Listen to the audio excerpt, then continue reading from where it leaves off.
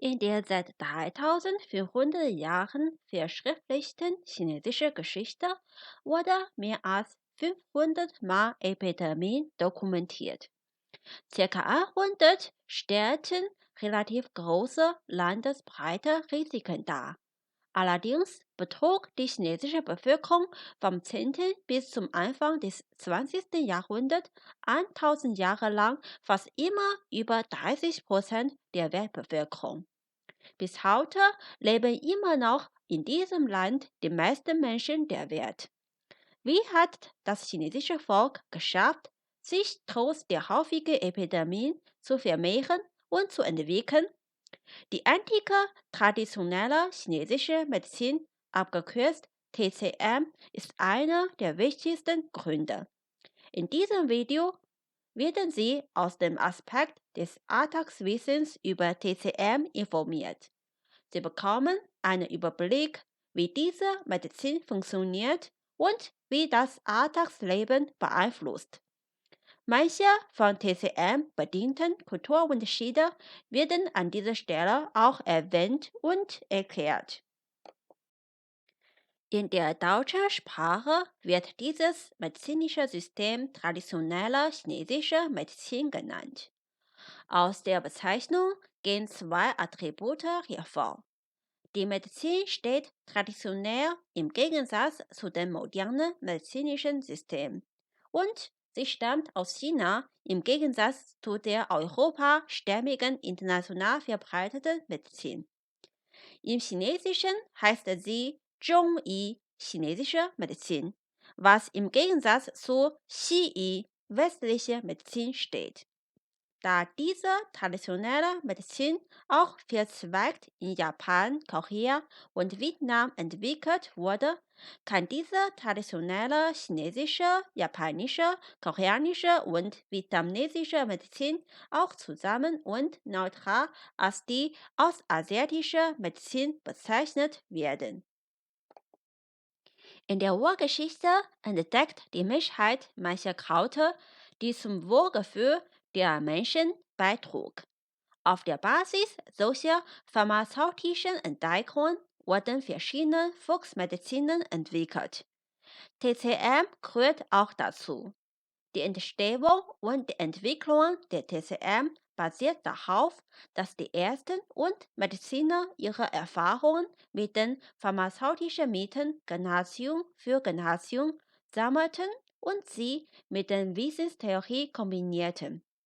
Ein Großteil der Theorie stammt aus der antiken Philosophie des Taoismus.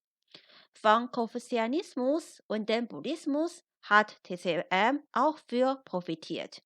Nach der Verbreitung der modernen Medizin in China ab dem 19. Jahrhundert versuchen die TCM-Experten auch mit Hilfe von moderner medizinischer Theorie manche veralteten TCM-Theorie zu überarbeiten. Das Konzept des Taoismus ist Ihnen vielleicht unbekannt, aber Sie haben wahrscheinlich die daraus stammenden Begriffe Yin-Yang und Fünf-Elemente-Lehre gehört. Im Taoismus wird die Beziehung des einzelnen Lebewesen zu der Natur diskutiert. Ähnlich wie dort wird in der TCM eine Krankheit in dem gesamten Kontext der körperlichen Harmonie berücksichtigt.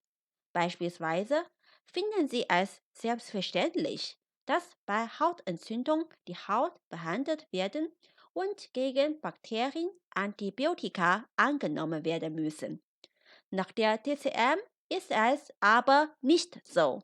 Eine Krankheit ist etwas, das normale Durchlaufen des körperlichen Systems stört und muss behandelt werden, um die körperliche Harmonie wieder zu erzielen.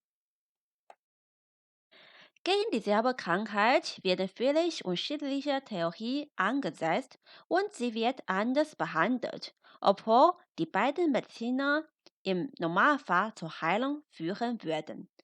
Das ist auch der Grund dafür, warum TCM-Praxen keine unterschiedliche medizinische Abteilung haben. Wenn die Haut krank ist, sind auch die anderen Körperteile anbezogen und der TCM-Arzt muss Rezepte anhand des körperlichen Kontexts schreiben. Nach der modernen Medizin können verschiedene Leute bei gleicher Krankheit dieselben Medikamente nehmen, aber nach der TCM muss ein Rezept nach der körperlichen Verfassung des Patienten individuell erstellt werden. TCM-Ärzte finden die Krankheit durch Riechen, Sehen, gezielte Fragen und vor allem Kurzdiagnose heraus und verschreiben individuell orientierte das Rezept. Die trockene Kaute des Rezepts müssen dann stundenlang mit Wasser köcheln und die Patienten trinken am Ende die Medikamentensuppe, die häufig wie Coca-Cola aussieht. Die TCM-Suppe schmeckt so einzigartig bitter, dass ich bis heute immer noch nicht die Szene vergessen kann, als ich sie mit Namen zum ersten Mal getrunken habe.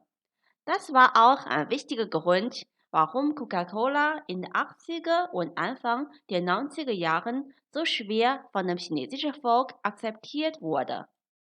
Außer den Medikamenten gibt es in der TCM auch viele Behandlungsmethoden wie Akupunktur und Massage.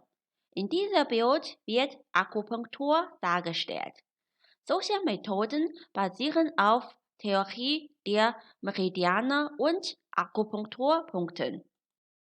Meridiane auf Chinesisch Jingluo sind Leitbahnen, die sich im ganzen Körper verteilen und verschiedene Körperteile und Organe kombinieren, um die Lebhaftigkeit des gesamten Körpers zu gewährleisten. Akupunkturpunkte, chinesisch 穴位, sind hauptsächlich spezielle Punkte auf den Meridianen, auf denen Akupunktur, Massagen und manche alltäglichen Gesundheitspflege durchgeführt werden können. An dieser Stelle gebe ich die Punkte auf der Vorderseite der rechten Hand an. Dieser Punkt ist beispielsweise ein mit der Lunge bezogener Punkt. Wenn man Lungenbeschwerden hat, kann eine Nadel in diesem Punkt gesteckt werden. Im Alltag kann man auf solche Akupunkturpunkte drücken oder sie massieren, um Beschwerden zu reduzieren. Bis heute gehen viele Chinesen gerne zu TCM-Praxen. In der Volksrede heißt es, TCM behandelt die Krankheitsquelle, während die westliche Medizin die Symptome entfernt. Insbesondere leiden die Berufstätigen in der heutigen Gesellschaft oft an einer suboptimalen Gesundheit. Das heißt, sie sind zwar nicht richtig krank, haben aber oft verschiedene gesundheitliche Störungen. Gegen solche Störungen bevorzugen die Chinesen TCM-Medikamente, um die Gesundheit zu optimieren. Auch in der heutigen Epidemie spielt TCM in China eine wichtige Rolle. Sowohl während der SARS-Zeit im Jahr 2003 als auch in der jetzigen Krise mit dem neuen Coronavirus gab und gibt es viele Versuche, mit kombinierten Methoden der TCM und der modernen Medizin gegen neue unbekannte Viren zu kämpfen. Gegen die beiden Epidemien versucht sich die TCM vor allem daran, die Lungen sowie das gesamte körperliche System zu kräftigen und die Immunkraft zu verstärken, sodass man mit Hilfe von dem Immunsystem wieder gesund werden kann. TCM ist zwar bei der Krankheitsbehandlungseffizienz niedriger im Vergleich zu der modernen Medizin, bringt aber bei den Patienten durchschnittlich für weniger Nebenwirkungen. Aus diesem Grund wird in der chinesischen Gesundheitsbranche die Kombination von TCM und der modernen Medizin hochgeschätzt. In China ist es auch für einen TCM-Student obligatorisch, die beiden medizinischen Systeme zu studieren Und ein Student der westlichen Medizin lernt in vielen Fällen auch TCM-Grundkenntnisse. Das TCM-Bewusstsein ist auch im Alltagsleben der Chinesen angewurzelt. Sie sich haben vielleicht schon mal gefragt, warum essen die Chinesen meistens jeden Tag daheim warm? Warum trinken sie so gern heißes Wasser? Warum sind bei ihnen lange Unterhosen keine Tabu, sondern ein obligatorischer Bedarf in Winterzeiten? Und warum betonen viele Chinesen zu bestimmten Jahreszeiten bestimmte Lebensmittel zu bevorzugen? TCM ist einer der wichtigsten Gründe für die vier Phänomene. Da die TCM auf den Beziehungen der Menschenkörper mit der natürlichen Umgebung basiert, sieht die TCM es als selbstverständlich an, sich der Natur angemessen zu ernähren und anzuziehen. Denn Menschen sind trotz der Zivilisation eine Tierart und Mitglieder des Ökosystems. So kommt es, dass man meistens gesund bleibt, wenn man sich der natürlichen Umgebung anpasst. Hingegen wird man oft krank, wenn das menschliche Verhalten der Natur widerspricht. Warmes Essen hat vor allem Vorzüge, weil unser Verdauungssystem bei der Temperatur von ca. 38 Grad Celsius arbeitet. Wenn man zu kaltes Essen zu sich nimmt, kann es das Verdauungssystem ein bisschen kurz abkühlen und die Verdauung verlangsamen und belasten.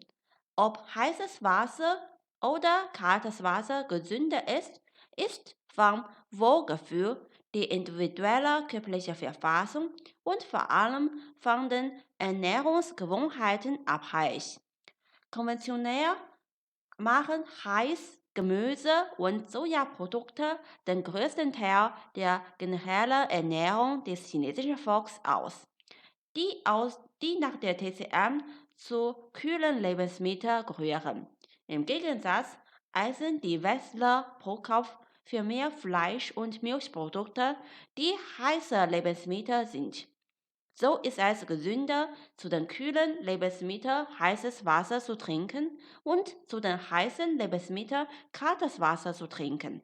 Es gibt kein absolutes Gutes oder Schlechtes. Es gilt aber vernünftig und situationsbewusst abzuwägen. Eine Volksrede lautet, auf einem Berg können nicht zwei Tiger gleichzeitig existieren. Seit der Verbreitung der westlichen Medizin ist der Streit zwischen den beiden Medizinen entbrannt. Es ist für manche Leute wie ein Religionsstreit. Es gibt häufige Versuche von Anhängern einer Medizin, die eigenen auf einer hohen Sauke zu stellen und die anderen zu verleumden. Im chinesischen Sozialmedien gibt es beispielsweise viele Beiträge zu dem Thema, ob manche SARS-Patienten mit der westlichen Medizin oder mit der TCM wieder gesund geworden sind. Gleichzeitig gibt es auch viele vernünftige Versuche, die Vorteile der beiden Medizinformen bei einer Behandlung anzusetzen. Der ehemalige Präsident Deng sagte, egal ob sie weiß oder schwarz ist sie eine gute Katze, wenn sie Mäusen fangen kann. Um gesund zu bleiben, sind beide Formen wertvoll. Wenn Sie dieses Video anschauen, erleben Sie vielleicht eine historische Zeit, während der Mann für die Reduzierung der Corona-Pandemie den ganzen Tag zu Hause bleiben muss. Ich bin überzeugt, dass wir diese Krise gemeinsam und solidarisch überwinden können. Ich zitiere an dieser Stelle die Worte von dem YouTuber Wen, einer TCM-Arzt. Der Körper ist die beste Medizin und eine gute Laune ist für die Gesundheit bedeutend. Ich hoffe, dass Sie diese Zeit gut ausnutzen, um das ruhige Leben besser zu genießen und Ihr Immunsystem zu verstärken. Wenn Sie online Chinesisch lernen oder mehr über die ostasiatischen Kulturen erfahren möchten, bin ich für Sie da.